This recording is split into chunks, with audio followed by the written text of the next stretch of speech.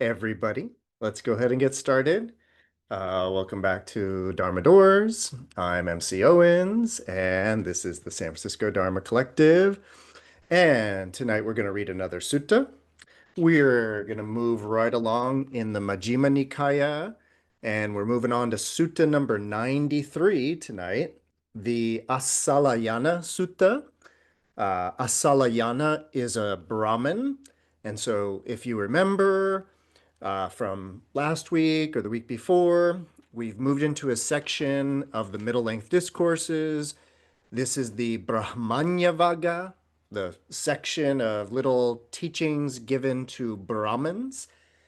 And tonight we are going to pick up on a theme that got introduced. It wasn't even actually in, I think, it wasn't in the Brahmaṇavagga section, but it was in the prior section, the Rajavagga, the section on the kings.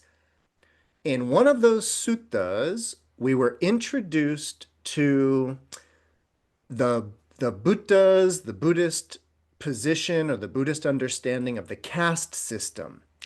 And you'll recall that King Prasanajit came to the Buddha and was like, well, what do you think of the castes, the different castes? Is Are the Brahmins more pure? Are they like better? And the Buddha basically expressed his position, which is that there was an equality among among the castes. Tonight, the sutra, we're going to go even deeper on that idea, but I want you to know right away that that's the theme tonight. The theme tonight is this the the purity of the castes, as it's called. So it's not a long sutta. I mean, it's in the middle length discourses, so it can't be that long. But it's a number of pages, so we're going to go ahead and dive in. Yeah, let's dive in and we'll get right to the theme, kind of the issue.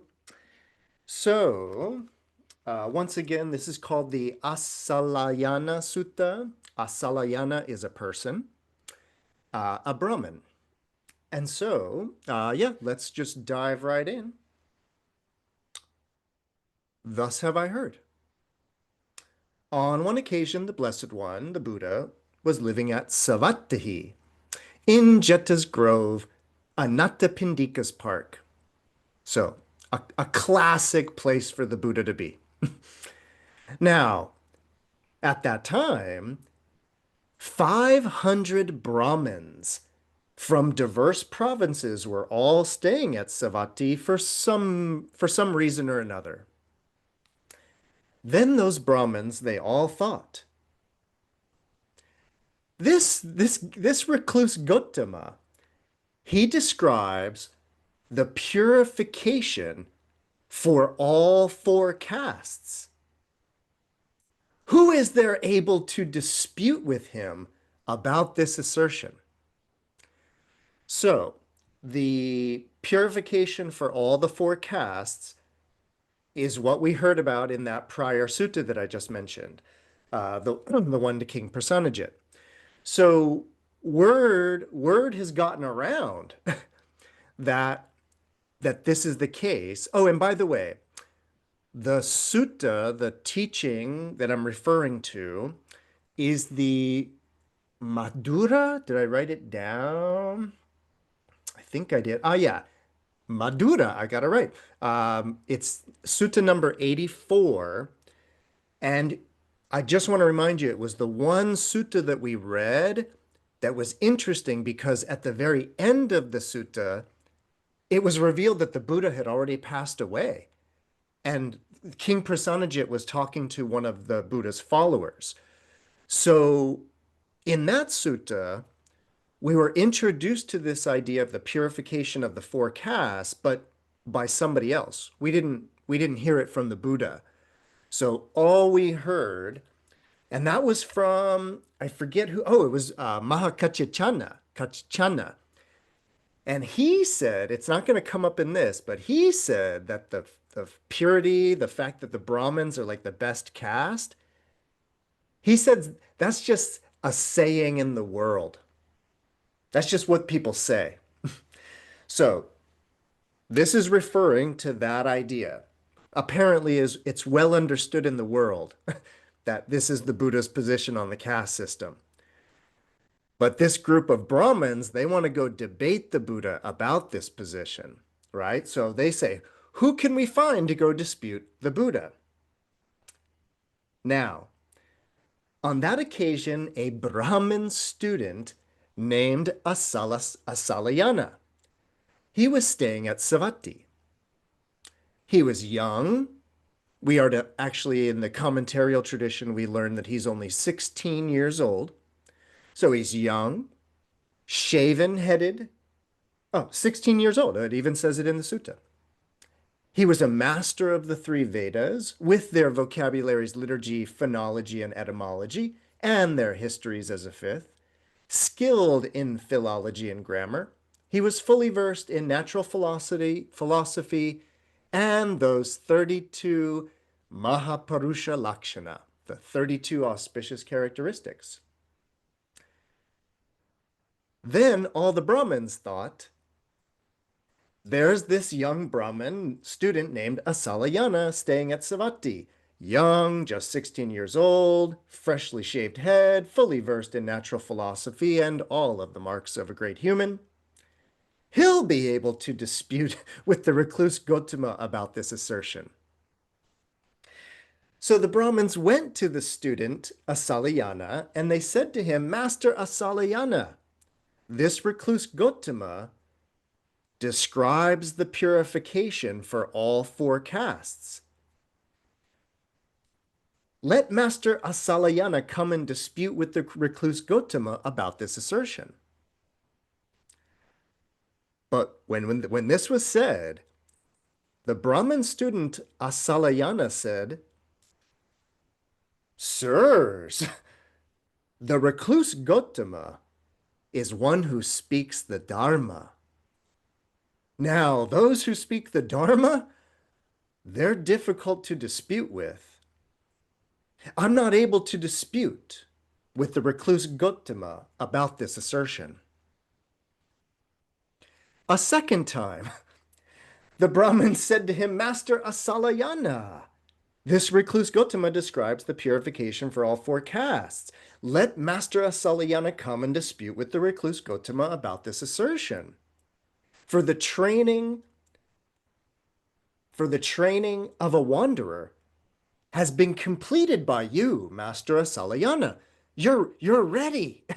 you can do it, right? And for a second time, the Brahmin student Assalāyana replied, Sirs, the recluse Gotama is one who speaks the Dharma. Now, those who speak the Dharma are difficult to dispute with. I'm not able to dispute with the recluse Gotama about this assertion. And a third time, the Brahmin said to him, Master Assalāyana, this recluse Gotama describes purification for all four castes. Let Master Assalāyana come and dispute with the recluse Gotama about this assertion. For the training of a wanderer has been completed by you, Master Assalāyana. Let not the Master Assalāyana be defeated without having even fought the battle, right? Don't give up without even having fought the battle. When this was said, the Brahmin student Assalāyana replied, Surely, sirs, I'm not getting through to you what I'm saying, right? This is not clocking to you, right? You're not getting it. The recluse Gotama is one who speaks the Dharma. Now, those who speak the Dharma are difficult to dispute with. I'm not able to dispute with the recluse Gotama about this assertion. Still, sirs, at your bidding, I will go. All right, so we're off. But very quickly, I just want to mention something really quickly. So as you know, we always give you the link to Sutta Central. Sutta Central is a great online resource for all of these suttas in digital format. They have different translations of them. They have the original Pali. If you're ever looking for the original Pali pronunciation of all these, it's there. But if you read their description of this sutta, it says a precocious Brahmin student wishes to challenge the Buddha on the question of caste. No, he doesn't. He doesn't, actually. He's actually that smart. He's smart enough to know not to do that. So I think it's important that we recognize that this is not Assalāyana's idea. And he's refused 3 times, but out of respect, he says, okay, I'll go. So then the Brahmin student, Assalāyana, went with a large number of Brahmins to the Buddha, to the Blessed One, and exchanged greetings with him.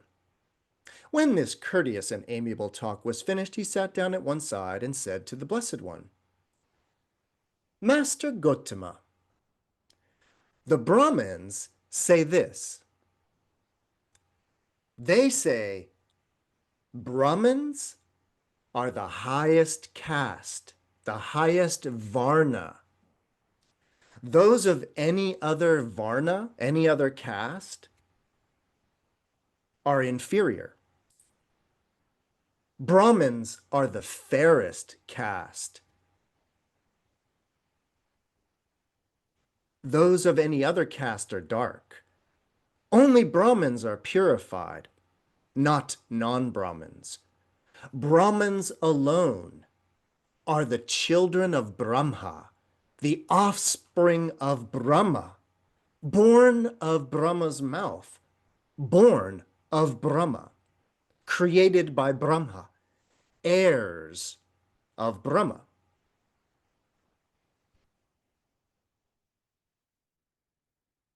What does Master Gotama say about that? So this is what we heard in that other sutta. This is the position of the Brahmins. I do want to make a clarification because it's going to kind of like, I don't know if it's going to come up, but I want to make a clarification. In the Buddhist suttas, we hear the word Brahmin or Brahmanya. We sort of hear it used 2 different ways. One way that it's used is as part of this caste system, where there's the Brahmins, Kshatriyas, Vaishyas, and Shudras. And these correspond to like a purified priestly caste, the Brahmins, a warrior fighting political class or caste, who are the Kshatriyas, a sort of merchant, trader, businessman, business people class, those are the Vaishyas, and then the lowly Shudras, the street sweepers, latrine cleaners, and then even there's the outcasts that deal with the dead. But normally we just talk of those 4. And so one way of talking about a Brahmin is part of this 4-fold caste system. But I want you to know that the term Brahmin, it can also sort of be an honorific title that sort of speaks to somebody being, well, connected to Brahma, like connected to God. Remember, Brahma is the creator god of kind of Indian cosmology. So in the world of Buddhism, we often hear even the Buddha referred to as a great Brahmin, but he's not. He's actually, traditionally of the Kshatriya class or the Kshatriya caste, but he's referred to as a Brahmin, but in that sense as an honorific title. So this, of course, we are referring specifically to the caste. And this is what we've heard before. This is what we heard in that sutta number 84. The Brahmins think that they're the highest caste, that they're the most pure caste. Other castes are inferior. I want to remind everybody that the word caste is a English word that's actually appropriated from kind of Spanish colonization of the New World or Spanish colonization of South America. It has nothing to do with Indian culture. Anthropologists in like the 19th century just decided to use that word and apply it to the Indian situation. But in India, they call this the Varna system. And I do want to remind everybody that Varna, it means color, and there is a kind of a sense of uh, kind of mm, a form of discrimination based on complexion, put it that way, that's going on here. And so the Brahmins were considered the fairest, the lighter skinned. Everybody else was considered dark in that way. Um, yeah, and then all of this language, and this is going to be relevant in a moment. And then all of this language that Brahmins are the actual children of God, the children of Brahma, born of Brahma's mouth, created by Brahma, heirs of Brahma. So, our student Assalāyana, he reports to the Buddha, this is what the Brahmins say, that they're better than everybody else. What do you have to say about that, Buddha? Right? What does Master Gautama say about that? And now, this kind of begins, I would divide this sutra into two halves.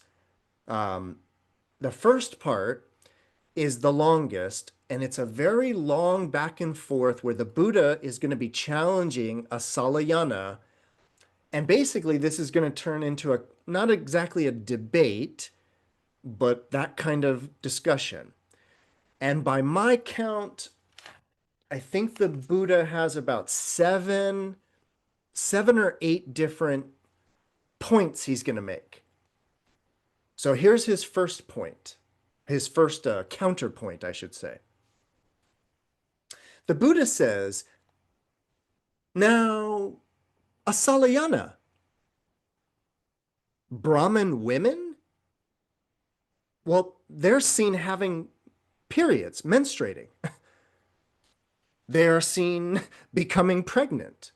They are seen giving birth. They are seen nurturing or suckling their children. And yet those Brahmins, although they're born from a womb, they say Brahmins are the highest caste, the most pure caste, born from Brahma's mouth, heirs of Brahma, children of Brahma. Right?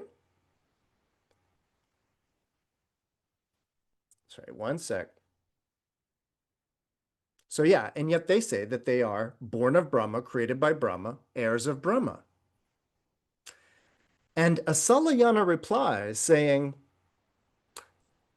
although Master Gautama says this, still the Brahmins think that Brahmins are the highest caste, better than everybody else, more purified, born directly from Brahma's mouth, heirs of Brahma.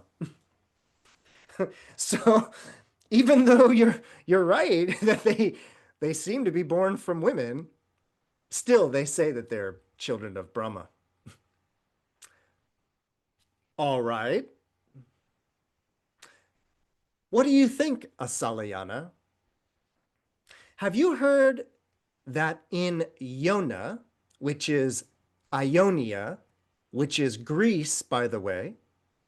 So have you heard that in Ionia, in Greece, and in Cambodia, and Cambodia is actually modern day Iran. So what they would call Persia, kind of just west of Afghanistan. So very eastern Iran. That's Yamboja. So very interesting that a very, very old Indian text is referring to Greece, which is very far away, Ionia even, and then Persia. And the Buddha says, what do you think, Assalāyana? Haven't you heard that in Greece and in Persia and in other outland countries that there's only two castes, masters and slaves? And that masters can actually become slaves and slaves can actually become masters. And Assalāyana says, so I have heard, sir.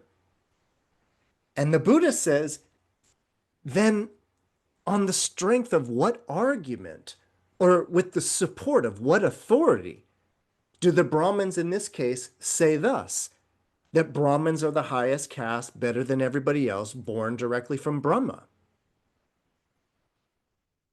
And Assalāyana says, although Master Gautama says this, still the Brahmins think that the Brahmins are the highest caste, better than everybody else, born directly from Brahma's mouth. So that's the Buddha's second point, that in other places, caste is interchangeable and not fixed.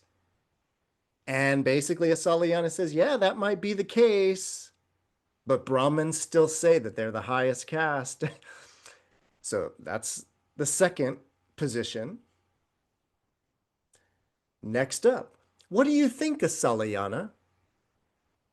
Suppose a noble Kshatriya warrior were to kill living beings, take what has not been given, misconduct themselves in sensual pleasures. What if they were to speak falsely, or speak maliciously, or speak harshly, or gossip, or be covetous, or have a mind of ill will, or hold a wrong view? Upon the dissolution of the body, after death, would only they be likely to reappear in a state of deprivation, in an unhappy destination, in perdition, even in hell, and not a Brahmin? Suppose a Vaishya, a merchant, or a Shudra worker were to kill living beings, or take what has not been given, or misconduct themselves in sensual pleasures, i.e. sexuality, or speak falsely, or speak maliciously, or speak harshly, or gossip, or be covetous, or have a mind of ill will, or hold a wrong view. Upon the dissolution of the body after death, would only they be likely to reappear in a state of deprivation, in an unhappy destination, in perdition, even in hell, and not a Brahmin? And Assalāyana replies, no, Master Gautama. Whether it be a noble Kshatriya, or a Brahmin priest, or a Vaishya merchant, or a Shudra worker, those of all four castes who commit the 10 unwholesome acts, right? So those were the 10 unwholesome acts, if you didn't catch them. So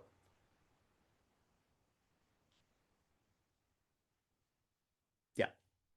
So whether it be a noble, a Brahmin, merchant, or a worker, those of all four castes, if any of them commit these 10 unwholesome acts, they're all likely to reappear in a state of deprivation, in an unhappy destination, in perdition, even in hell.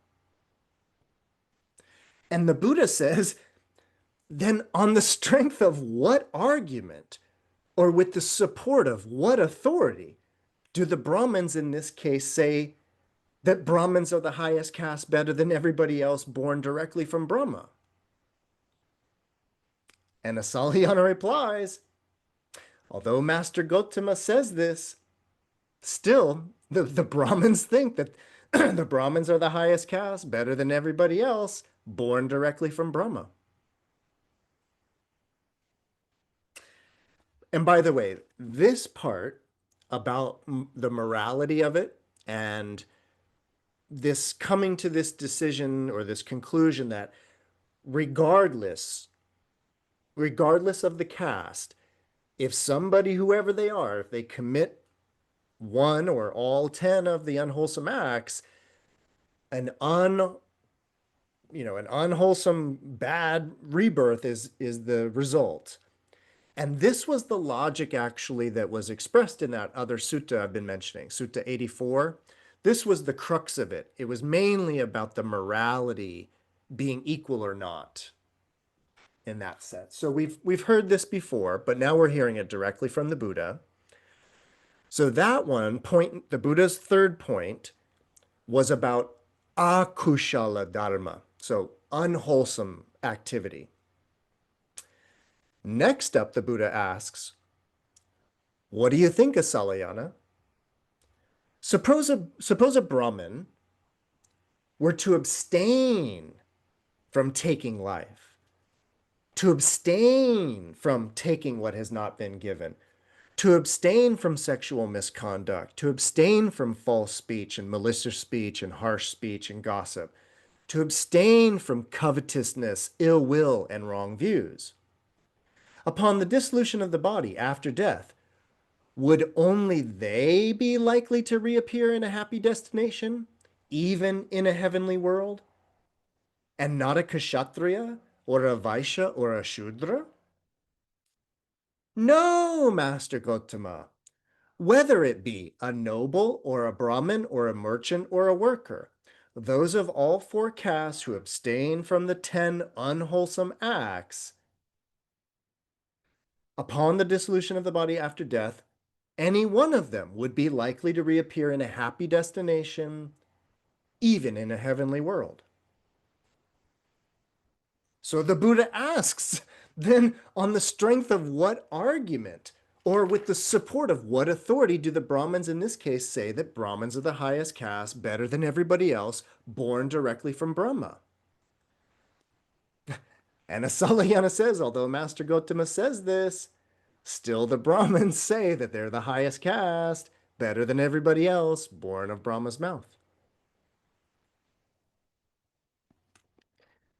All right, and before we get to the fifth point, I want to just like focus really quickly. So the Buddha, so Assalāyana has come representing the Brahmins and representing this idea that the Brahmins are superior. So the Buddha's like, okay, aren't you guys like born of a womb just like everybody else? And basically it's like, well, yeah, but we still say that we're better than everybody else.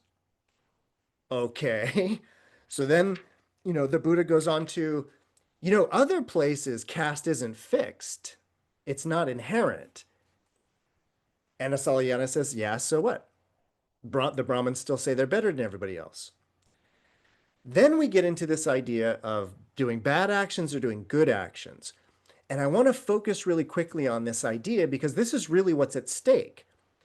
It's the idea that if a Brahmin does something good, that somehow that's better than if a Shudra or a Vaishya or a Kshatriya does something good. Like the idea, or at least what the Buddha is kind of getting at is like, so where's the superior nature of the Brahmin? If it doesn't, like, if a good action by anybody leads to kind of a potential heavenly rebirth, like, wouldn't you Brahmins be the only ones?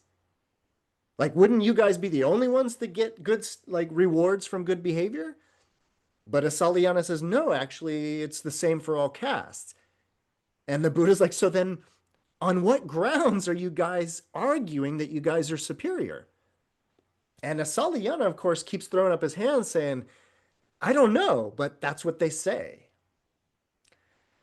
So now let's move on to number 5. So the fifth one is this.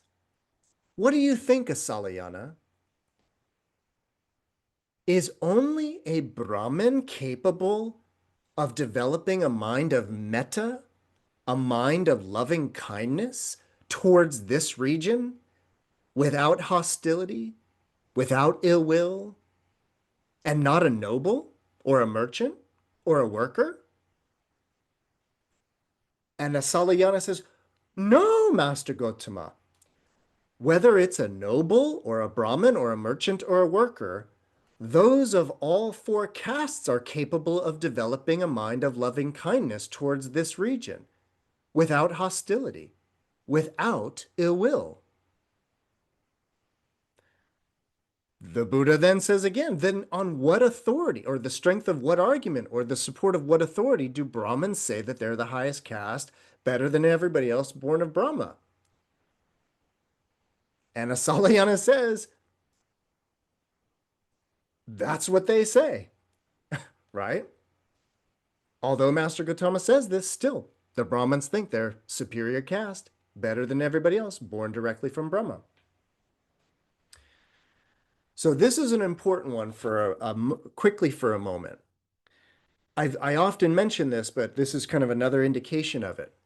So this, of course, is what they're referring to is metta, loving kindness. You know about it.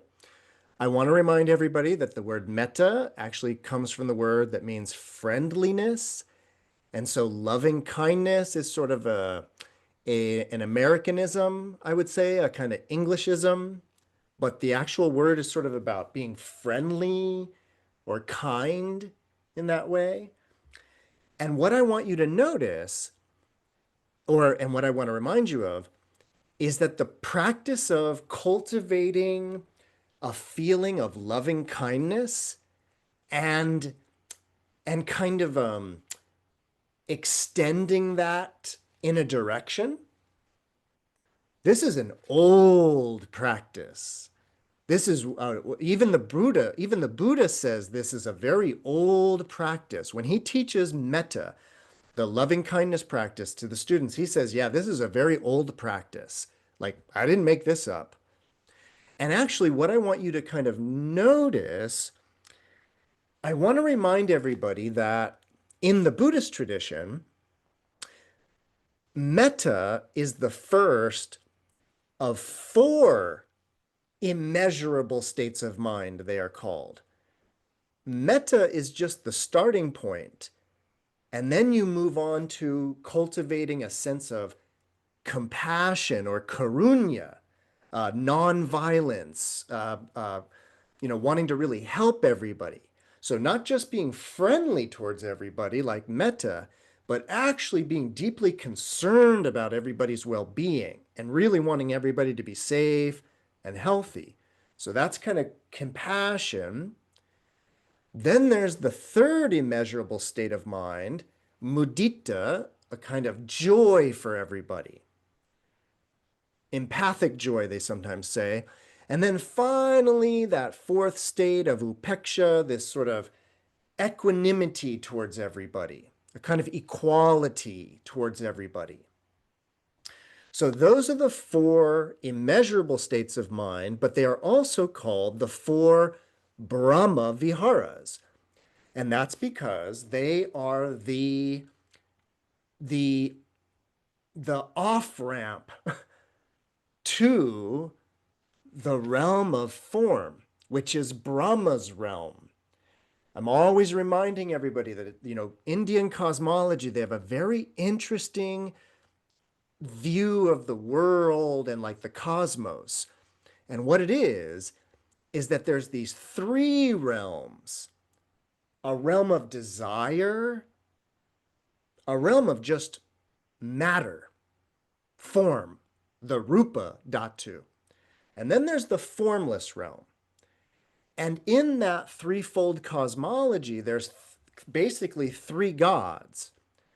There's the god that oversees the realm of desire, who is Shakra Indra, who's a lot like Zeus, big into fornicating, big into war, big into the sensual, really into food and smells, like so everything of the realm of desire.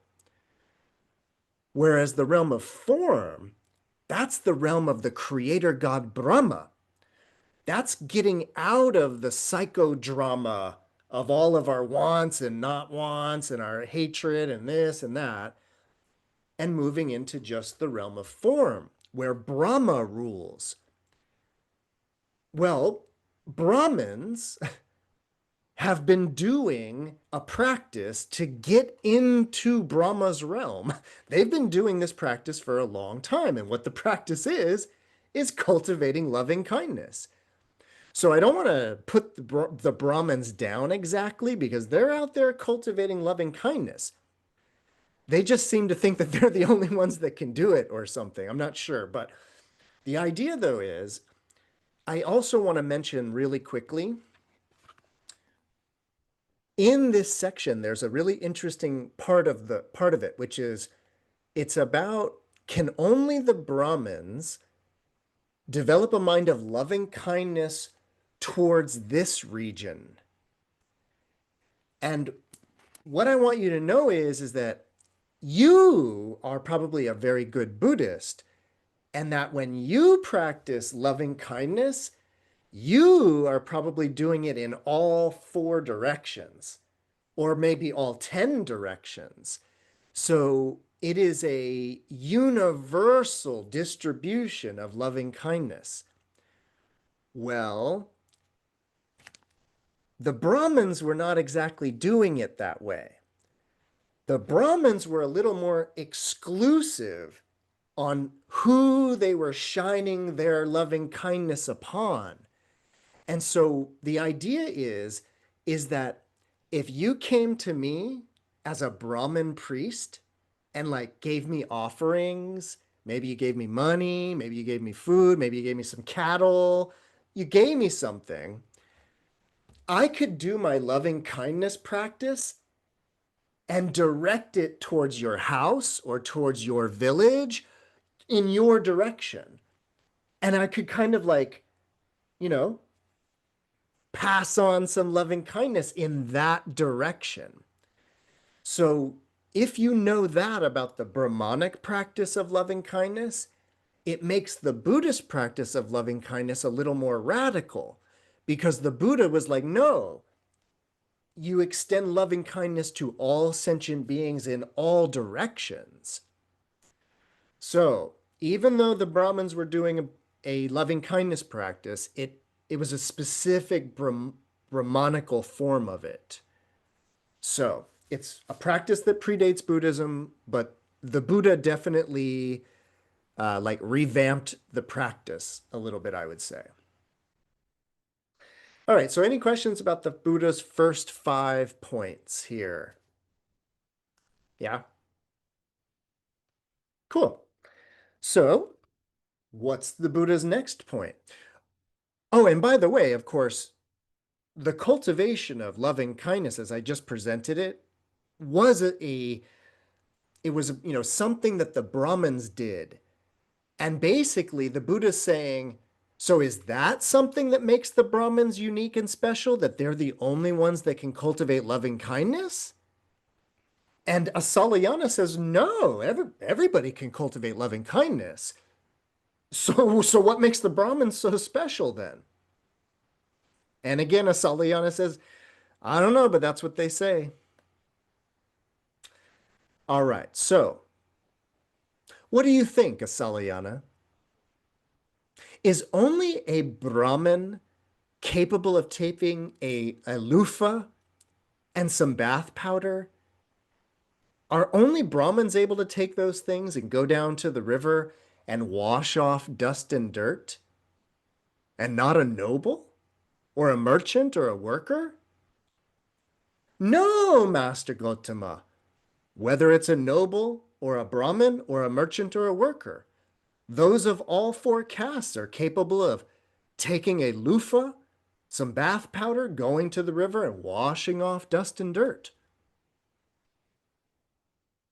Then on the strength of what argument, or with the support of what authority, do the Brahmins in this case say that Brahmins are the highest caste, better than everybody else, born directly from Brahma? Although Master Gotama says this, still the Brahmins think that they're the better caste, right? More pure than everybody else, born directly from Brahma's mouth. All right. Really quickly, I want to kind of share with you, if you're not catching it. So that one is a very interesting one regarding purification. And this idea that, so like, does a Brahmin like get more clean than a Shudra? Like, does their loofah, right? Their sponge, does their sponge work better? They have better bath powder, right? So it would seem that it's referencing the idea of purity, right? But there's also something else important going on here. What's kind of happening here, by the way, It actually, I mean, it goes all the way back to the very beginning, but it really is about the akushala dharma, the doing bad things, doing good things. And what we're getting at is if you were going to be a kind of a Brahmin and you were going to do one of these rituals for somebody, right? There's a certain kind of uh, a, it's I don't know. I guess you could call it kind of like uh, a technology or a procedure. But what I'm getting at is that if a Brahmin was going to do some sort of ritual, they cannot commit the 10 unwholesome states, the unwholesome acts. Meaning, if they defile themselves with impure activity, it is an understanding that the ritual will not work. So when the Buddha was like, so do only Brahmins kind of suffer from bad activity? They were setting up this idea that what only the Brahmins can observe morality? So a Brahmin needs to be kind of morally pure in order for a ritual that they're going to do or anything they're going to do to be successful. So we dealt with performing immoral acts. We dealt with performing moral acts. Then there's the meditation, the loving kindness aspect of it. So once a Brahmin has not committed impure acts, they can successfully do loving kindness meditation. And that is going to prepare themselves to then clean their bodies in preparation for the ritual that they're about to do. So this whole sutra right now is actually setting up the career of a Brahmin, where they have to be morally pure, they have to do loving kindness meditation, they have to be bodily pure, meaning they have to purify their bodies in a type of baptismal way.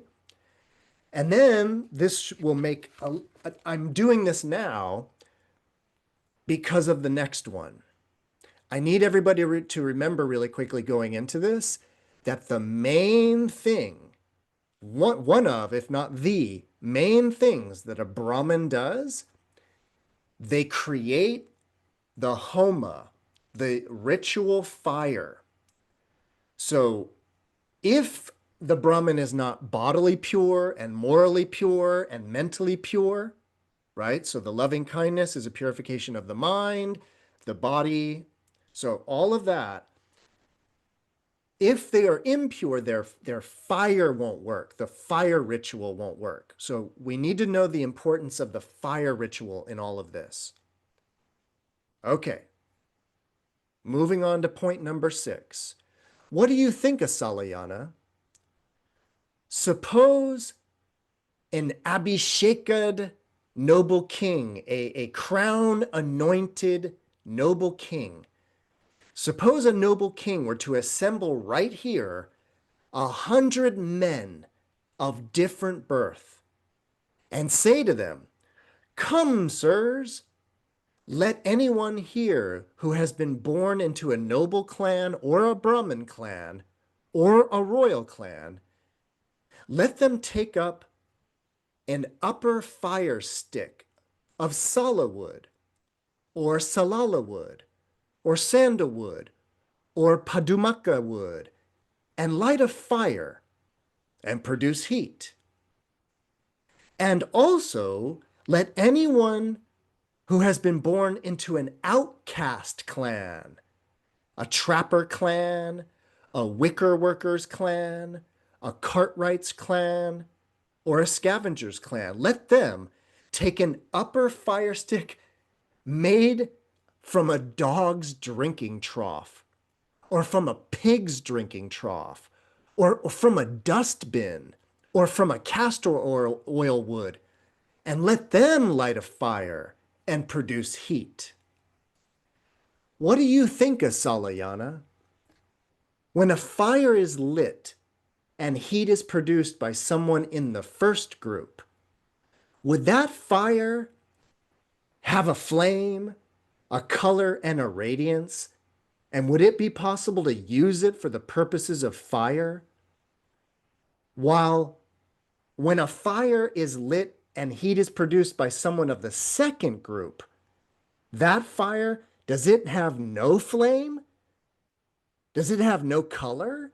Does it have no radiance? And would it not be possible to use it for the purposes of fire? No, Master Gotama. When a fire is lit and heat is produced by someone in the first group, that fire would indeed have a flame and a color and a radiance, and it would be possible to use it for the purposes of fire. And when a fire is lit and heat is produced by someone of the second group, that fire too has a flame and a color and a radiance, and it would be possible to use it for the purposes of fire. For all fire has a flame, a color, and a radiance, and all fire it is possible to use it for the purposes of fire. Then Assalāyana, on the strength of what argument or with the support of what authority do Brahmins in this case say that Brahmins are the highest class, caste, better than everybody else, born directly from Brahma? I don't know, but although Master Gotama says this, still the Brahmins think that they're the superior caste, more pure than others, born directly from Brahma's mouth. All right, and now this is the Buddha's final point, and there's a few aspects to this final point. But if you didn't catch it, the fire, of course, again, do the Brahmins' fire burn hotter, burn brighter? No. All right. What do you think, Assalāyana? Suppose a noble Kshatriya warrior male youth were to cohabit with a Brahmin girl, Brahmin female, and a son was born from their cohabitation. Should a son born from a noble man and a Brahmin woman be called a noble after the father or a Brahmin after the mother? And Assalāyana replies, he could be called both, Master Gotama. Now, I don't know what the contemporary modern politics are in India regarding this. I don't want to know, frankly. I don't care. But we're sticking with the text. And so if you out there know that this, that it's not both, it was at the time of the Buddha, or at least the Buddha thought it was. So I'm not interested in what the modern situation is, but I'm interested in this kind of, this is a very, very interesting section on what we might call birth identity. Like the idea, and this is, of course, very alive and well in the world today in many places. So let's kind of pay attention to the logic here. So we have two different caste people. They have a child, Brahmin and a Kshatriya. Should the child be a Brahmin or a Kshatriya? And Assalāyana says, well, it could be either. It could be both. And then the Buddha flips it and says, okay, what do you think, Assalāyana? Suppose a Brahmin male youth were to cohabit with a Kshatriya female, and the son was born from that cohabitation. Should the son born from a Brahmin and a Kshatriya be called a noble after the mother or a Brahmin after the father? And once again, Assalāyana says, he could be called both, Master Gotama. One more. What do you think, Assalāyana? Suppose a mare were to be mated with a male donkey, and a foal, a baby equestrian or equine in this way, a foal were to be born as the result. Should the foal be called a horse after the mother or a donkey after the father? And Assalāyana says, it's a mule, Master Gotama, since it does not belong either to either kind. And then Assalāyana says, I see the difference in the last case about the Brahmin and the Kshatriya, but I see no difference in either of the former cases. So he's like, I understand sort of what you were saying before with the Brahmin, but what's with this donkey business? The Buddha doesn't answer, by the way, but I just want you to notice that my understanding of that is the Buddha sets up one situation where the offspring could be either, and then he sets up a situation where the birth is neither. And so he's setting up different situations of birth where the position of the child is not directly represented by the parents. So he's trying to show that even in the way that we practice this caste thing, the caste is not fixed like that. And so there's that example of the child being either of the parents, or in the case of the mule, yeah, that it's neither of the parents. But we're not done with this whole business yet, though. And I want to remind you too that in all the other parts of the sutta, the Buddha began by saying, "What do you think, Assalāyana? What if a Brahmin took the loofah and bath powder, went down to the wall, and then that concludes with the Buddha saying, so on what grounds do the Brahmins say they're so special?" But now we've gotten into this section where the Buddha's like, what do you think about this? What do you think about this? What do you think about this? So here the Buddha is like hammering on a point, and it's this kind of birth identity. So we're just going to have to follow along with this for a while. So he says, the child could be both, it could be neither. And then he says, what do you think, Assalāyana?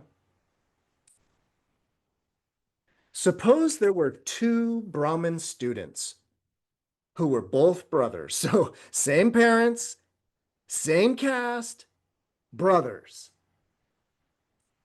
born of the same mother.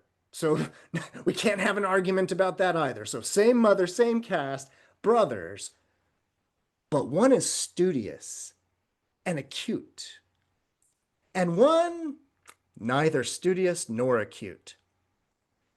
Which of them would Brahmins feed first at a funeral feast, or at a ceremonial milk rice offering, or at a sacrificial feast, or at a feast for guests? Who gets fed first?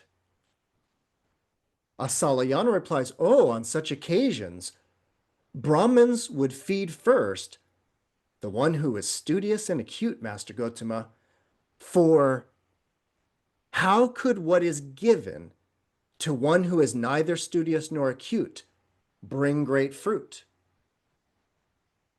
What do you think, Assalāyana? Suppose there were two Brahmin students who were brothers, born of the same mother, one studious and acute, oh, but immoral, bad character, and one neither studious nor acute brother, but virtuous, of good character. Which of them would Brahmins feed first at a funeral feast, or at a ceremonial milk rice offering, or a sacrificial feast, or a feast for guests?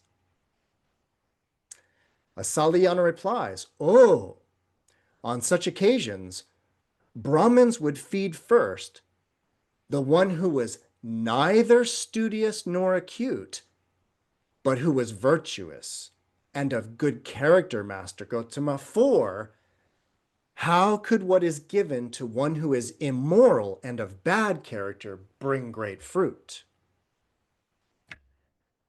And then the Buddha calls Assalāyana out.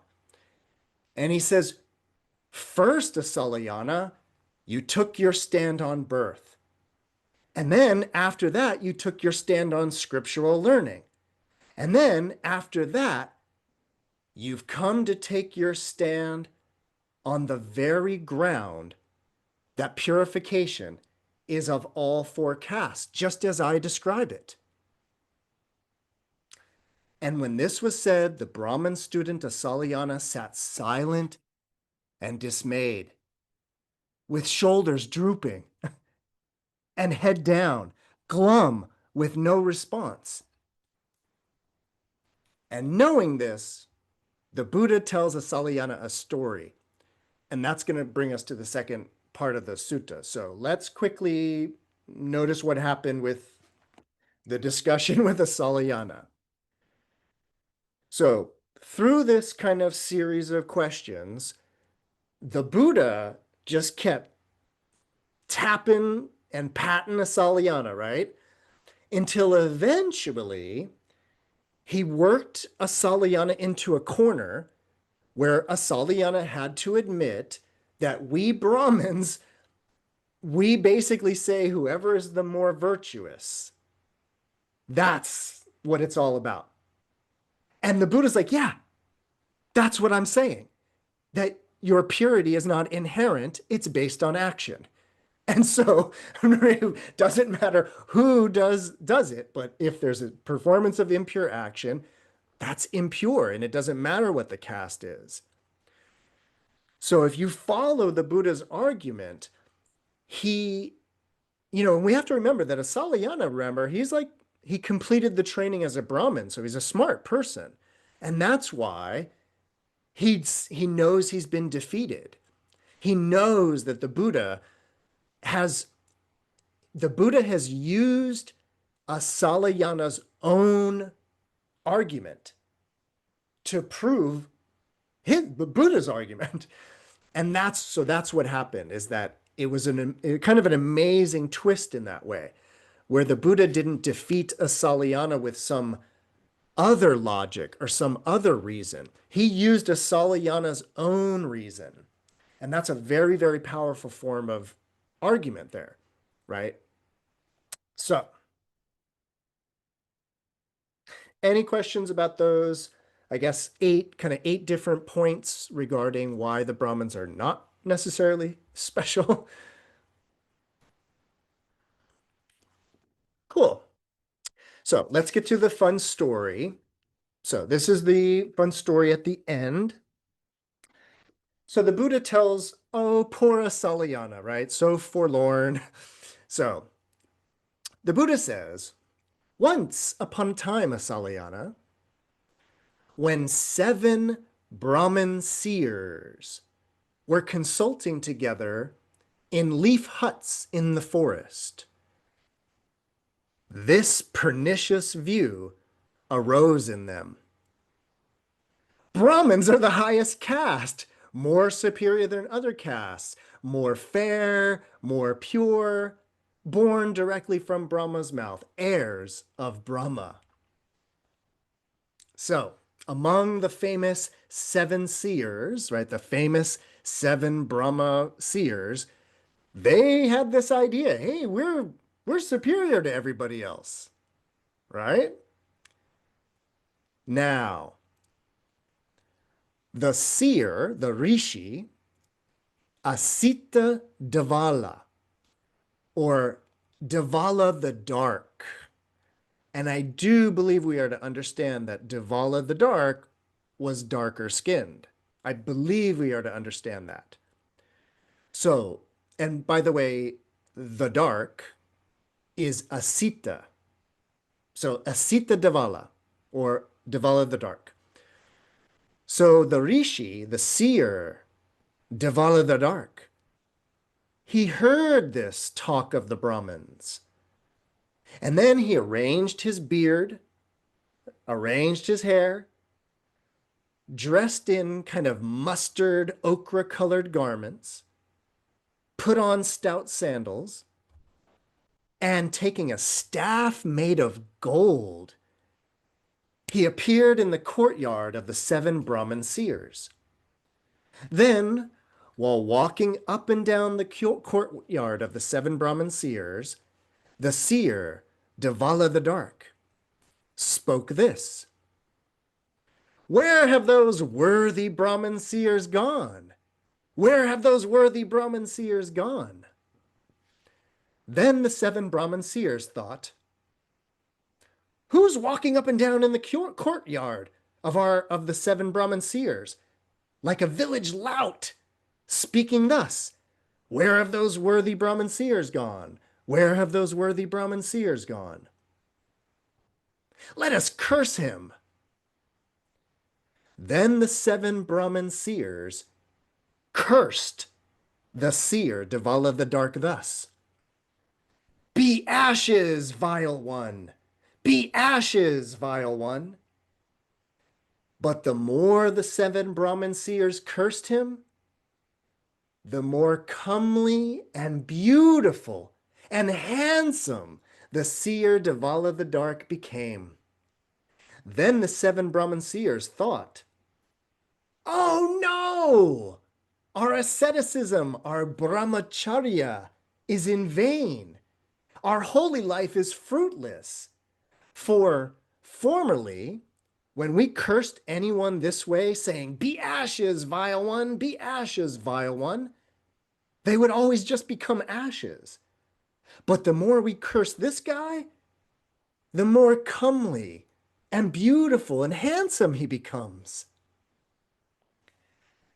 And Dvala the Dark says, "Your asceticism is not in vain, sirs. Your holy life is not fruitless either. But, sirs, put away your hatred towards me." "We have put away our hatred towards you, sir. Who are you?"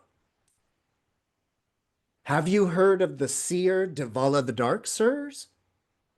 "Yes, sir." "I am he, sirs."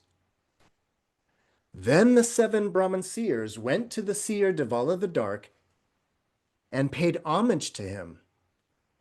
Then he said to them, "Sirs, I heard that while you 7 Brahmin seers were dwelling in leaf huts in the forest, this pernicious view arose in you guys, that Brahmins are the highest caste, better than everybody else, born of Brahma's mouth, heirs of Brahma.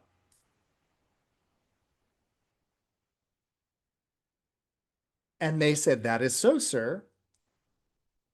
And Dvala says, "But sirs, do you know if the mother who bore you slept only with a Brahmin and never with a non-Brahmin?"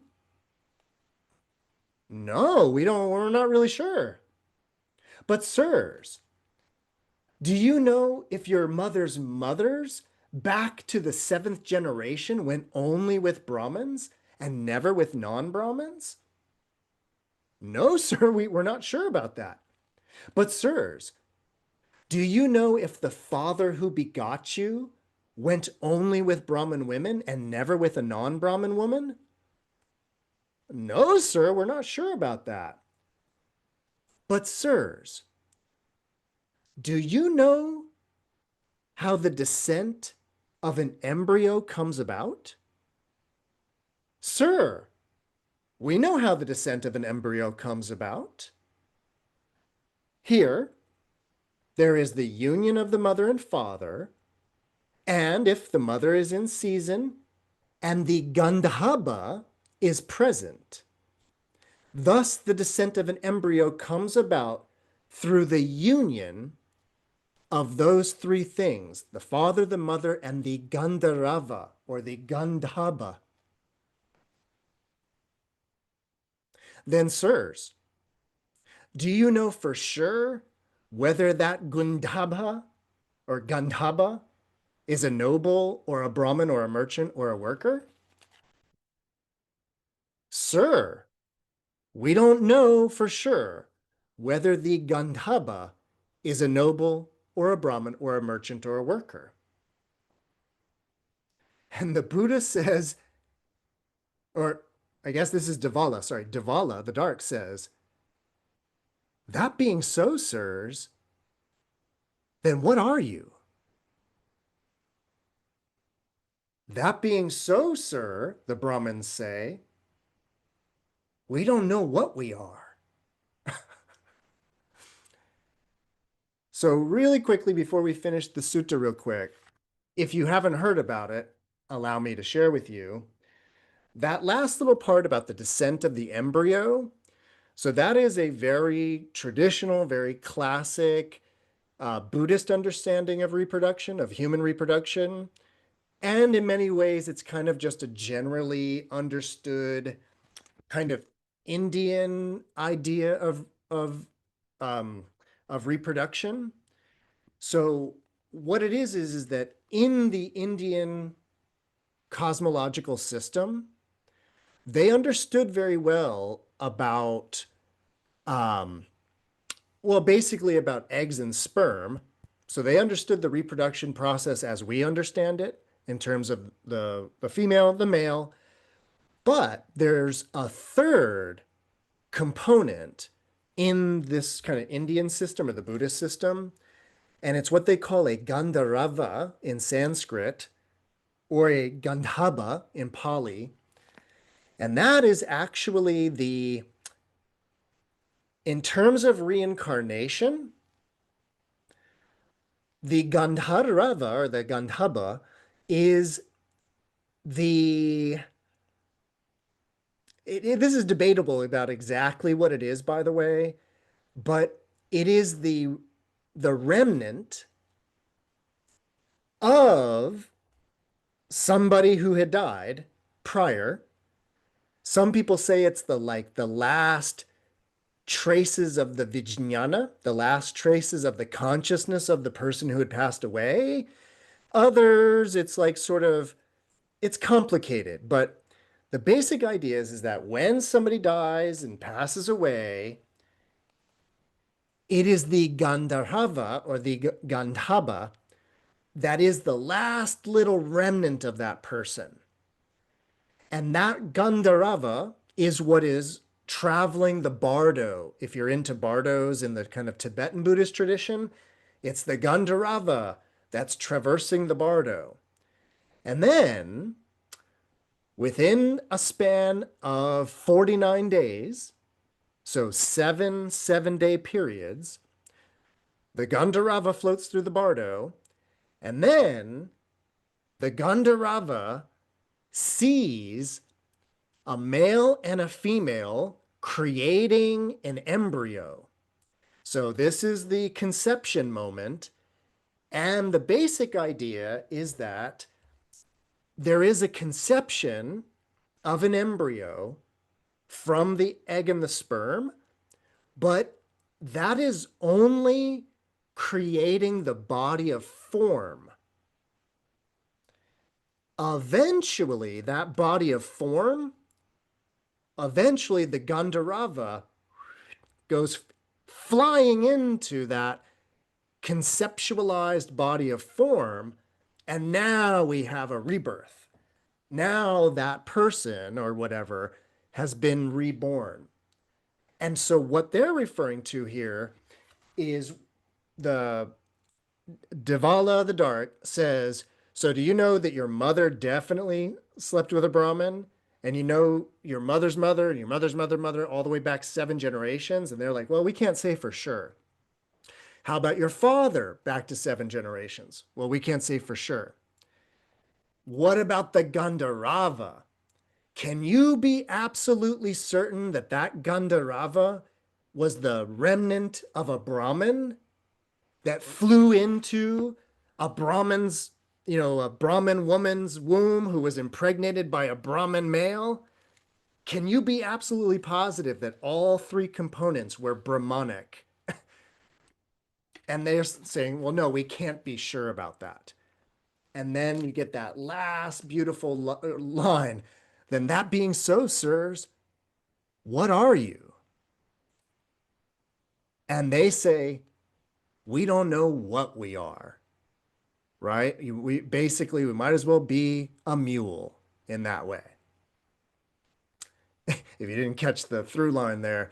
So now, now we return to the Buddha, we return to Assalāyana after our little backstory.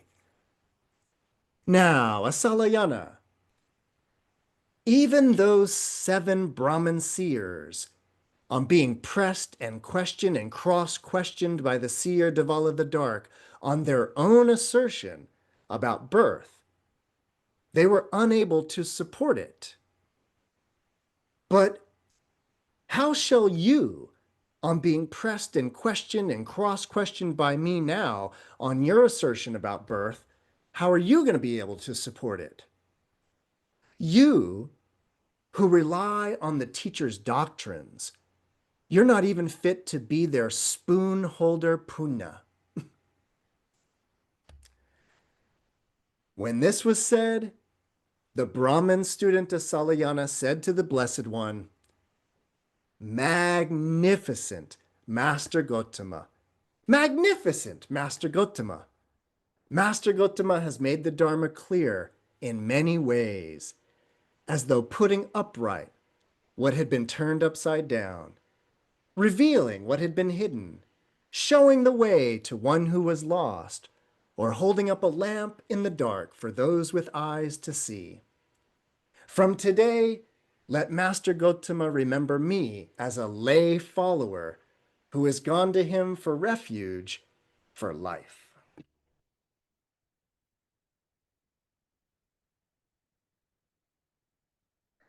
All right, so that concludes the Assalāyana Sutta.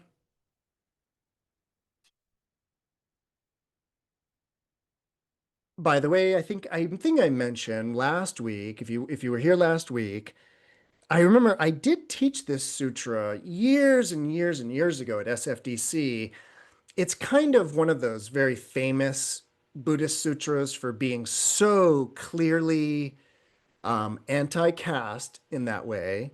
Or again, it's anti like superiority, right? I've said this before. The Buddha didn't actually, in a way, try to dismantle the caste system, but he just tried to make it clear that there was no inherent superiority or purity to any of the castes, right?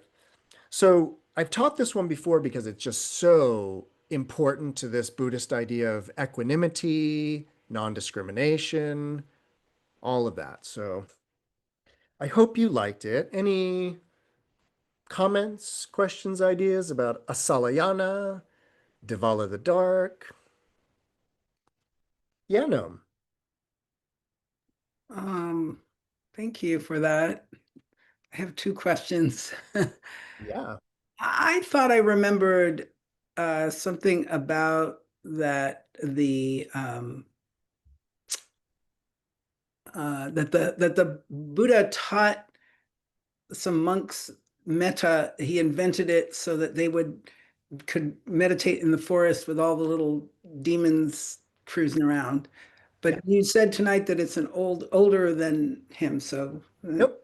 clarify Even, yep. this one. Even in that sutta, so Noam's referring to, and I don't know it off the top of my head, but there is a sutta from the Pali Canon, and the group of bhikkhus, the monks, they're in the forest and they're trying to meditate, but there's all these yakshas, all these tree spirits, and the yakshas are basically having a party upstairs, and they're just like, "Rah, rah, rah, rah, rah." And the monks cannot meditate. So they go to the Buddha and say the yakshas are keeping us up, and or they won't let us meditate. And the Buddha says, "Okay, well, let me tell you this old practice."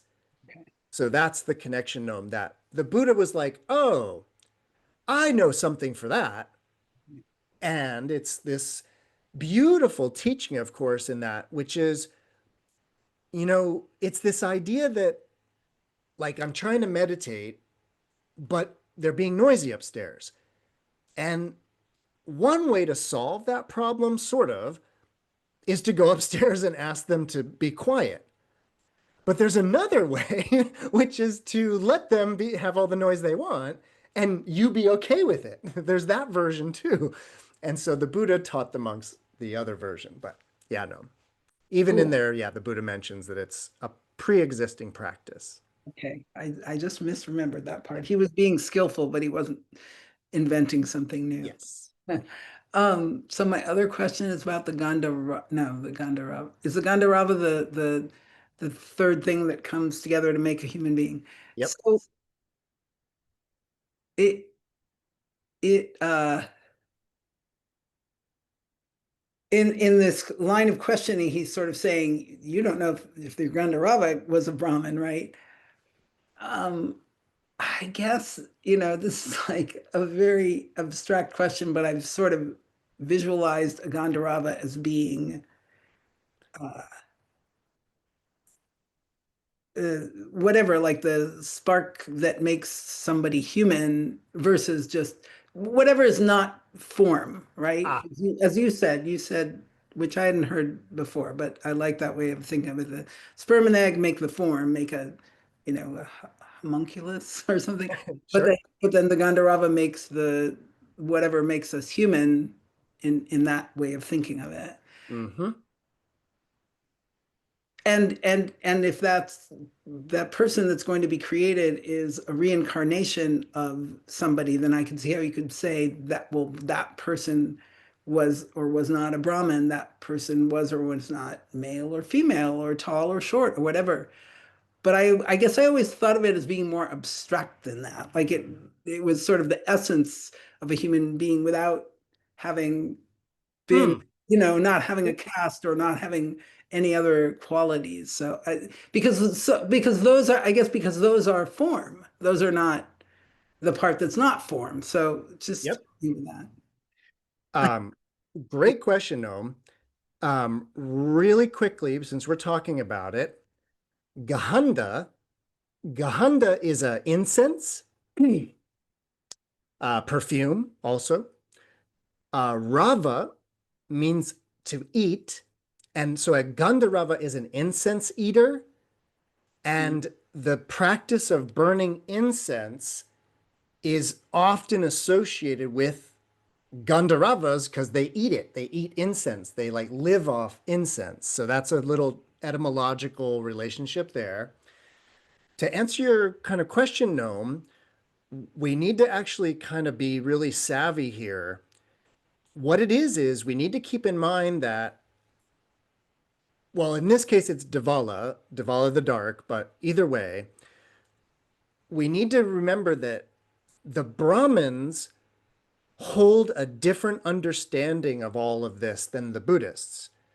You, meaning your question's coming from a very Buddhist understanding of it all.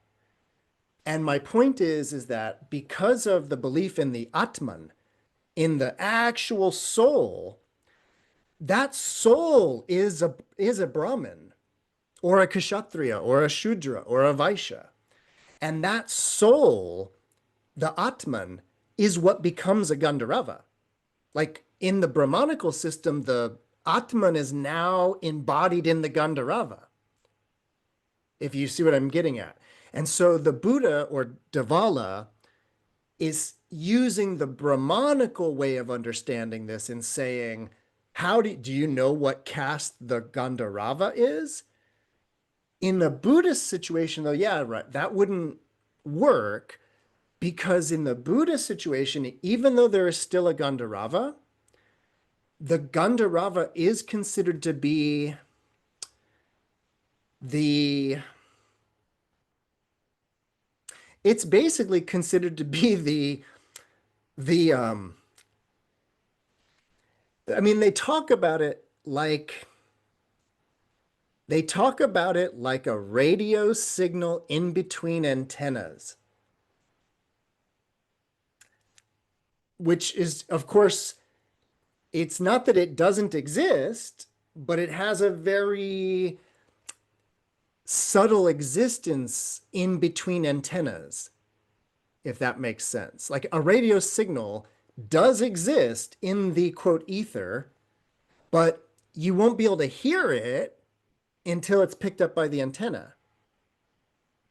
So the consciousness of somebody, the basic the basic cosmology, as I understand it, is that when somebody passes away, the aggregate of form, the body of material matter, becomes food for flowers, right? So it decomposes into the earth. There's no more sensory organs because those have dissolved. And so there's not really any more sensation. So now form and sensation have dissipated. There's no more perception exactly because there's no more perceptive organs. So now we're just left with samskara and consciousness.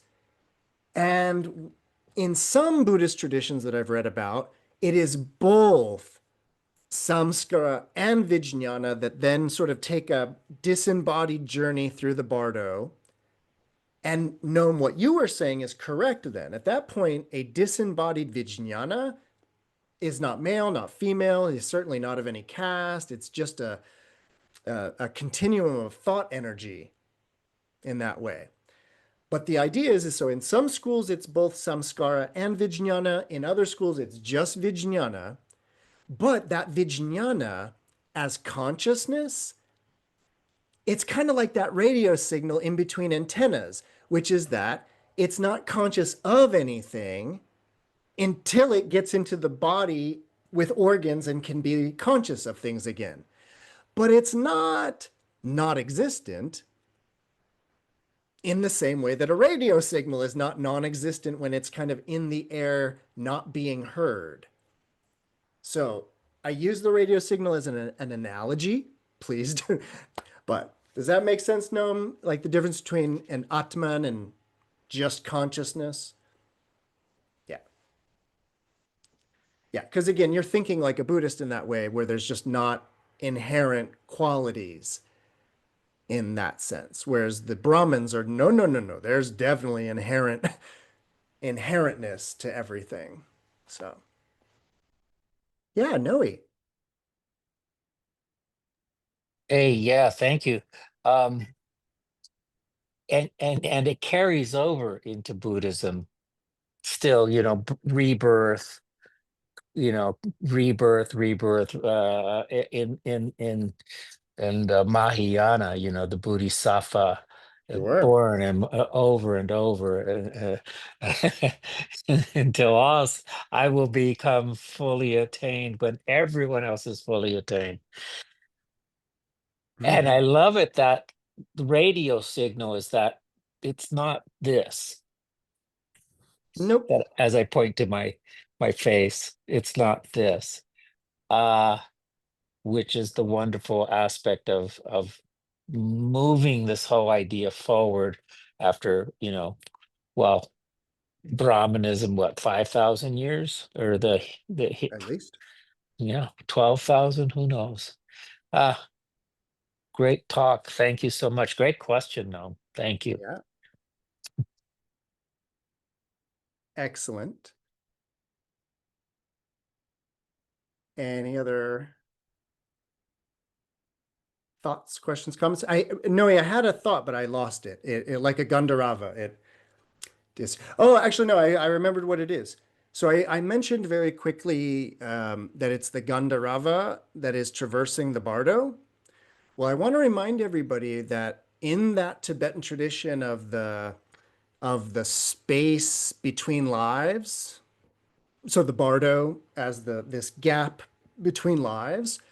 Well, the classic example is what they call the little bardo, which is when you go to sleep, but before you start dreaming.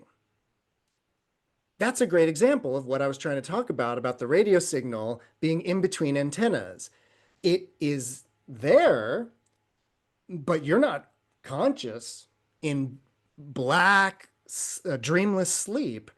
There's no awareness, but there has to be kind of awareness because otherwise, what comes online in a dream?